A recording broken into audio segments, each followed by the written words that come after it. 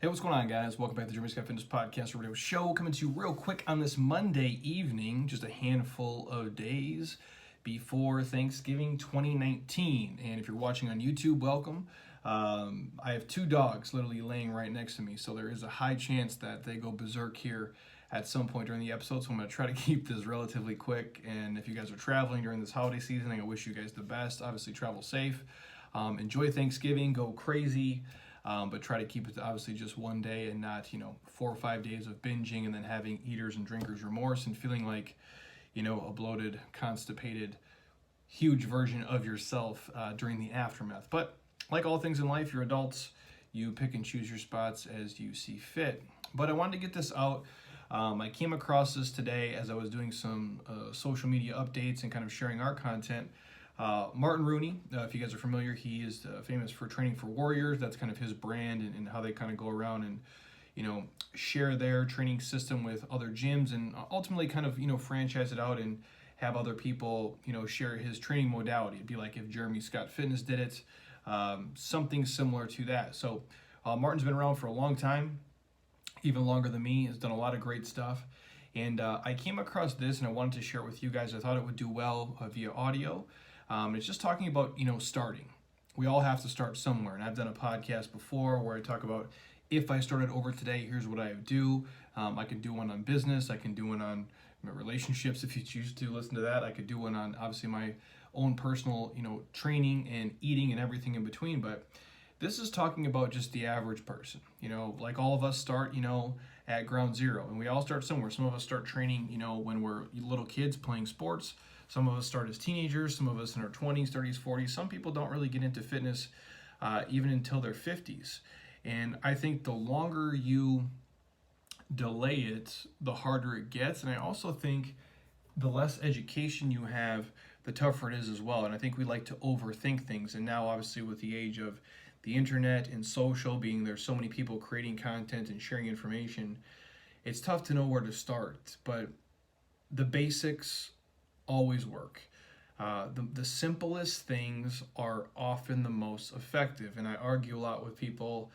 I think for the average person, they'd be better off walking into like our facility, for example, and pushing a rogue sled, which weighs about 100 pounds, for 10 minutes, is taking the breaks only if they need to, but just pushing it at a nice steady pace for 10 minutes. I think for most people, that would be a better workout than a lot of the shit that they're doing in the gym for an hour or an hour and a half. Now, that's just me generalizing people. Obviously, if you're, a seasoned vet and you know what you're doing and you follow a program and you've had a coach and you're experienced, then obviously your workout is probably going to be better than that. But for most people, they walk into a gym and they just wander. They don't really know what they're doing. But the bigger issue for most people is with the eating. They're really confused at what they should do, and that's where they're kind of always chasing their tail, or they're always looking for the next magic thing, and they're program jumping and diet jumping, and they're really just looking for, what's the holy grail? What's going to be the magic thing that I can do to make this easier? And I don't think there is anything. And so we all start somewhere. But a common misconception is that it always has to be with our diets. People start by researching, what is the newest diet out there? Am I gluten intolerant? Is paleo for me? Should I go vegan? Albeit, the Netflix, docudrama Game Changers, which is having a lot of questions come our way. A lot of people are questioning if they should eat meat, and then people ask, how can I lower my cholesterol? Are all carbohydrates bad for you? Should I kick all the carbohydrates? Stop. If you're a person who is looking and Googling 19,000 different things, you have to stop doing that. The first thing is, and I've talked about this many times before, those fad diets are not for everyone. The fad diets out there are not for everyone. Just because your friend does keto doesn't mean you should do keto. Just because your friend is a vegan doesn't mean you should be a vegan. Just because your friend does CrossFit doesn't mean you do CrossFit. Just because they worked for your neighbor does not mean they will work for you. Let me repeat that. Just because a dieting protocol worked for your best friend or a certain training program worked for your best friend doesn't mean that it will work for you. Now, if they find a good training program, one that has progressions, regressions built out, it's safe, it's effective, it's easy for you to do and to pop in and crush it, I think that's a good one to go with. Now with the eating stuff, it is so specific to each individual. Even somebody is similar to me who I think, if I'm trying to think of a real life example, I think BJ Gaddour eats very similar to how I eat, because him and I have shared that a lot. But with that said, there's a lot of things he does that I don't do. And there's a handful of things that I do that he doesn't do. There's certain things that I can get away with that he can't. There's certain, ways that he can eat that I can eat. I've always thought that I was, one of the biggest overeaters of all time. I didn't think there was many people on the planet who could out-eat me. And that, albeit, I meet BJ, years and years ago, and what he can do in a day, I can't even match it if I tried. As gluttonous as I want to be, and as much as I choose to overeat, I just can't match what he does. And again, he eats slightly different than I do. So what works for me doesn't work for him. What works for me might not work for the person down the street. So just understand that everybody's body is a little bit different in terms of that. So stop searching for, the quick fix in the diet pills and the advertising and, how to get six-pack abs and 6-minute stuff, and start focusing on the real stuff. And for a lot of you guys, it's just movement.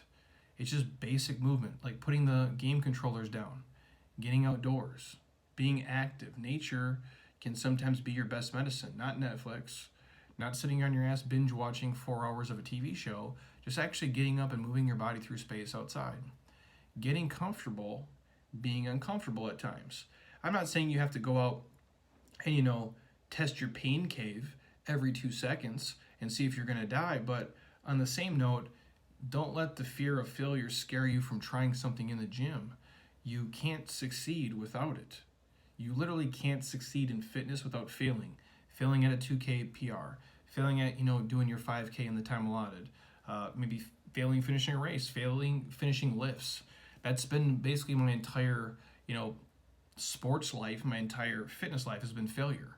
I never really, unless you win the national championship at something and you are the national player of the year, you probably failed towards your goals. You probably had a goal to win it all. When I lift in the gym, I am trying to get to a certain number on loading, whether it's deadlifting 600 pounds or if it's, I'm going to do 10 sets of 10 at, 315 on squatting for something, and maybe I fall short. I get to 10 and then 8 and then 7, then I'm finishing at 6. Does that mean my workout was trash? No, it doesn't. I was willing to put myself out there and test the limits a little bit. Now, again, I'm not saying you have to step under heavy loads and do a bunch of stupid shit, but in the gym, when you're going in there, it shouldn't just be a walk in the park. It shouldn't just be a basic cruise. You should leave there probably at some point having exerted a good amount of energy. You should have sweated a little bit. You should leave there maybe sometimes just panting and being like, wow, that workout really kicked my ass. So be comfortable with being uncomfortable. Know that you cannot really succeed in fitness if you don't fail sometimes in the gym with your efforts. And lastly, you have to stop making excuses. If you keep letting yourself make excuses, you'll never grow. And that goes for fitness, that goes for your professional life, that goes for obviously your educational career, it goes for your relationships and your marriage 100%. If you keep letting yourself make excuses, you are never going to grow and change and become whatever version you want it to be, whether it be your physical body, your spiritual, mental, emotional, and everything wrapped up in between.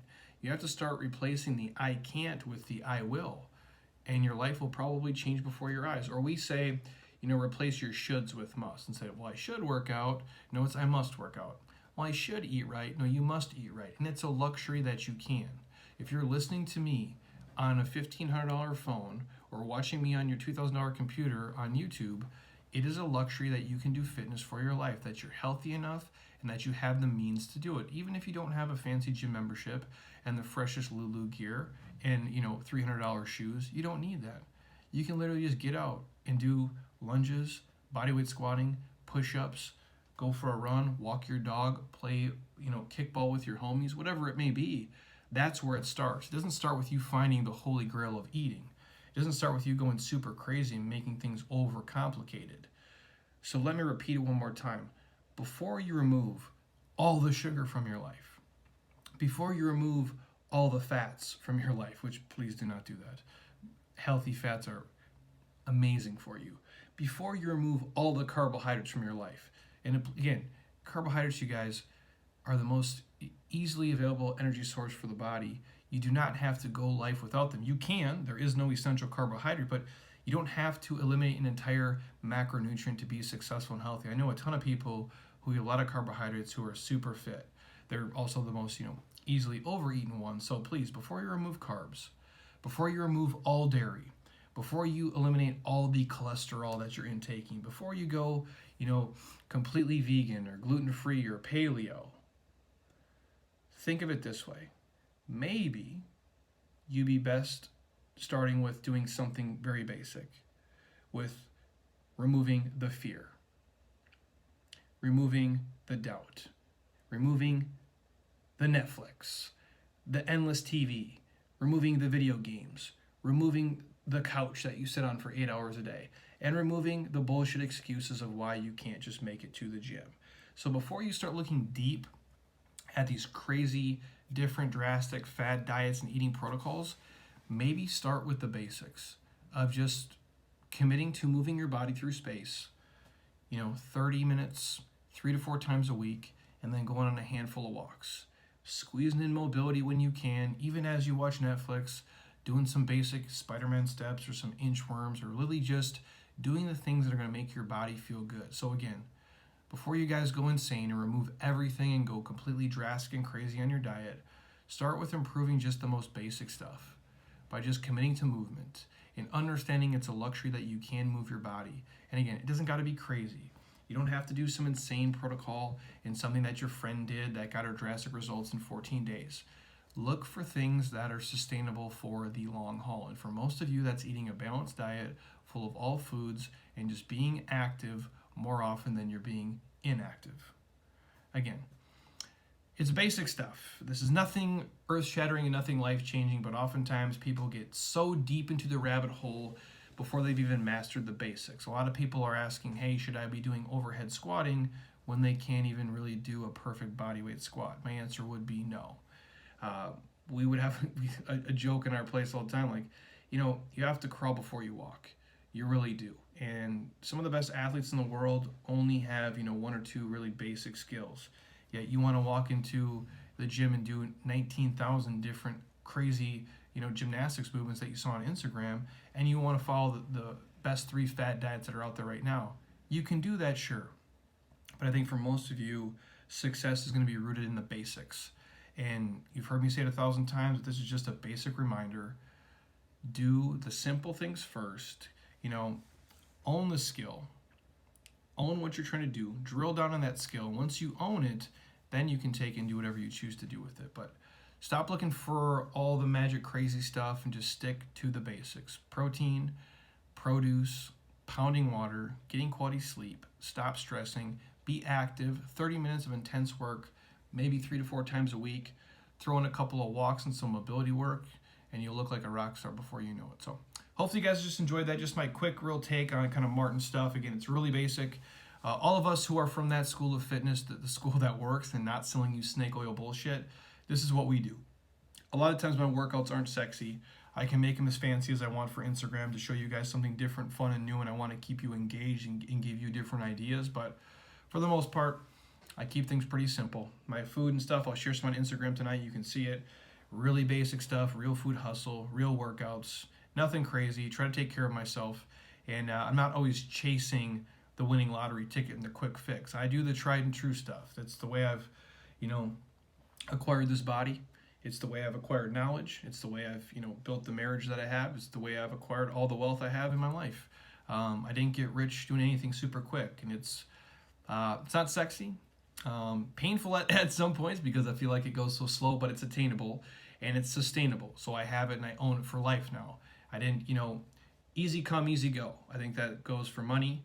It goes for people in your life, and it certainly goes for fitness and the results that you get.